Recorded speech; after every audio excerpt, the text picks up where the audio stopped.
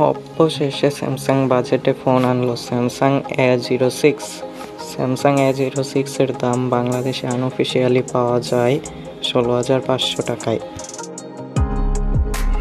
সবার আগে এটার খারাপ দিক নিয়ে কথা বলা যাক। এটা একটা 4G ডিভাইস, 5G না।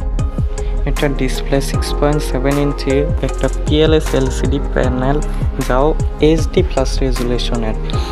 HD+ রেজুলেশন এই প্রাইসে মানানসই হতো যদি এর বেজেল এবং চিনগুলো একটু ছোট হতো।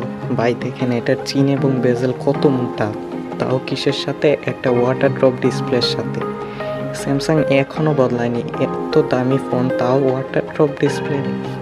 2024 প্রসেসর, এটাতে আছে মিডিয়াটেক Helio G85, যা খুবই পুরাতন একটি প্রসেসর এবং এই যুগের জন্য খুবই দুর্বল একটা প্রসেসর।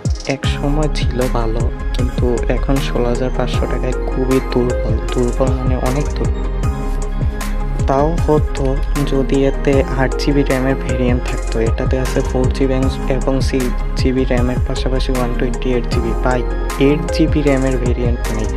ফোনটা খুবই স্লো পারফরমেন্সের একটা ফোন, তো একটু ভেবে চিন্তে। ক্যামেরা, এটা দিনের বেলায় ভালো ছবি তুলে, সত্যি এই প্রাইসে ভালো ছবি তুলে দিনের বেলায়, কিন্তু রাতে ভাই এটা কি হয়, এটা খুবই খারাপ ছবি তুলে। অন্যান্য ফোনের চেয়েও এটা রাতের বেলা খারাপ ছবি তুলে। এবং স্যামসাংয়ের খুবই ভালো একটা স্বভাব, এত কম দামি ডিভাইসেও ভাই ওরা চার্জারটা তুলে নিয়েছে। এখন 16,500 টাকা দিয়ে ফোন কিনবেন এবং একটা চার্জারও কিনে নিতে হবে, 25 ওয়াটের চার্জার একটা কিনে নিতে হবে। এখন আসি এটার ভালো দিকে। যেমন বললাম, এটা দিনের বেলা খুবই ভালো ছবি তুলে। ক্যামেরার জন্য, দিনে ক্যামেরার জন্য যদি ফোন দরকার হয় এটা নিতে পারেন। এবং এটাতে 2 বছরের অ্যান্ড্রয়েড আপডেট পাওয়া যাবে এবং এতে আছে বাই বেস্ট অ্যান্ড্রয়েডের জন্য বেস্ট UI, One UI 6.1।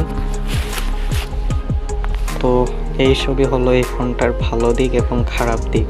আমি সাজেস্ট করব আপনারা স্যামসাং A15টা নেন যদি স্যামসাংয়ের ফোনই দরকার। আর যদি অন্য ব্র্যান্ডের ফোন নিতে পারেন তাহলে অনেক ভালো ফোন পাবেন এই প্রাইসেও। আর যদি বাজেট টাইট হয় এবং স্যামসাংয়ে দরকার হয় তাহলে এটা নিতে পারেন। সবাইকে ধন্যবাদ, ভালো থাকবেন, সাবস্ক্রাইব।